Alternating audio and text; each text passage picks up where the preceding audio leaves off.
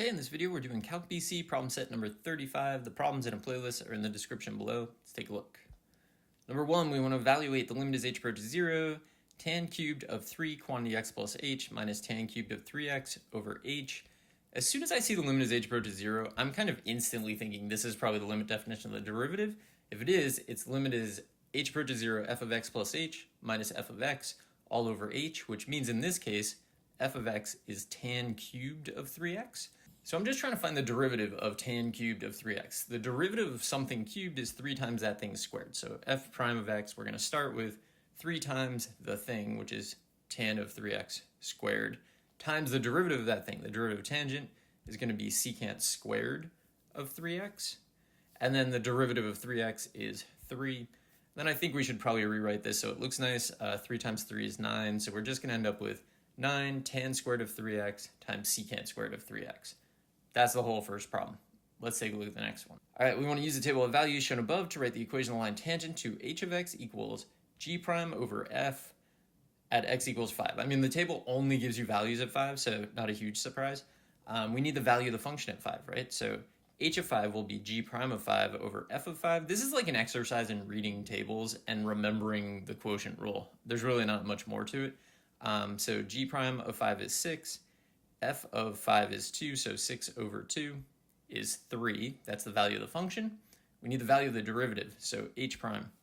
This is going to be a quotient rule. So we're going to do bottom, which is f, derivative of the top, which is g double prime, minus top, which is g prime. Derivative of the bottom is f prime, all over the bottom squared, so f of x squared. I always like to show this next step where I'm going to show subbing in 5, just so that I can read the table a little more clearly. So h prime of 5 is f of 5, g double prime of 5 minus g prime of 5, f prime of 5, f of 5 squared.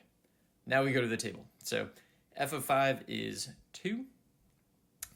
G double prime of 5 is negative 1. Minus g prime of 5 is 6. And f prime of 5 is negative 4. Over f of 5 is 2. So 2 squared. So that's negative 2 plus 24 is 22 divided by 4 is 11 halves. So we have the value of the function, we have the value of the derivative. Tangent line in point slope form is going to be y minus 3 equals 11 halves quantity x minus 5. All right, let's take a look at the next one.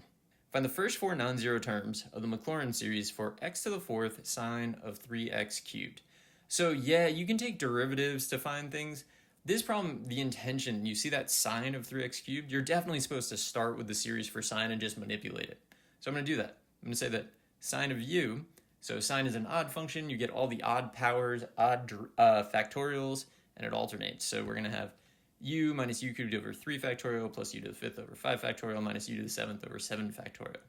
Now, sine of 3x cubed, just replace every u that you see with 3x cubed.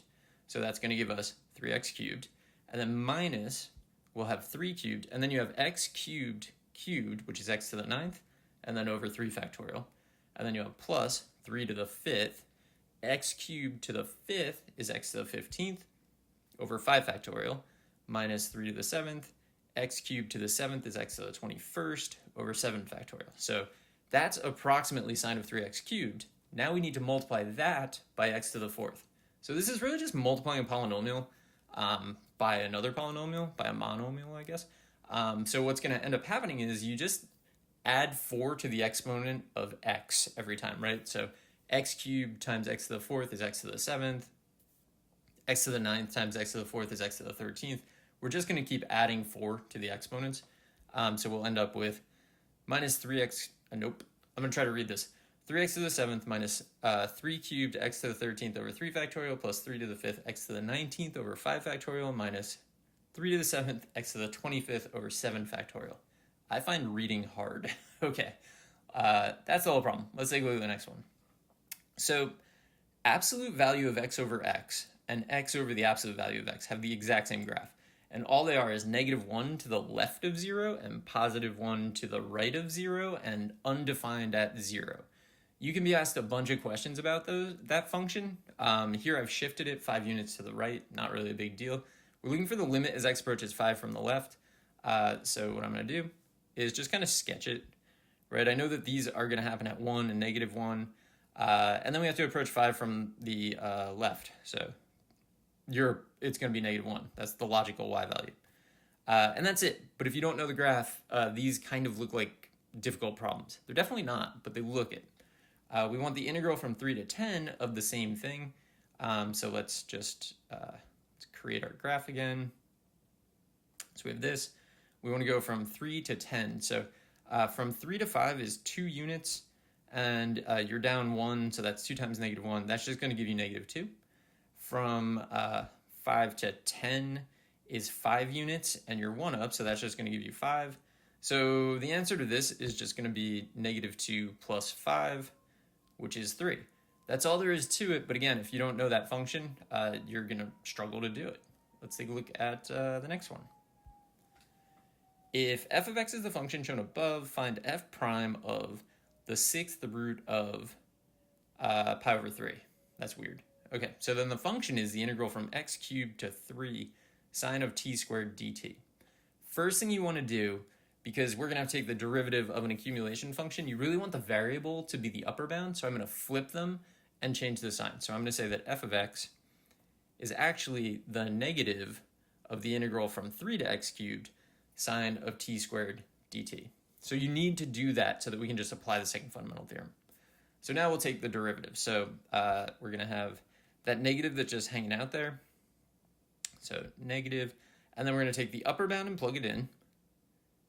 So negative sine of x cubed squared times the derivative of the upper bound. So now we go back here. Derivative of that is 3x squared. So this is our entire derivative, which we can rewrite as -3x squared sine of x to the 6th. Now we just have to plug in. So these are, again, straightforward. This is also A-B level material, but you got to review these things. So our derivative, I'm going to write it as a power, so to the 1/6, so that I can take advantage of exponents.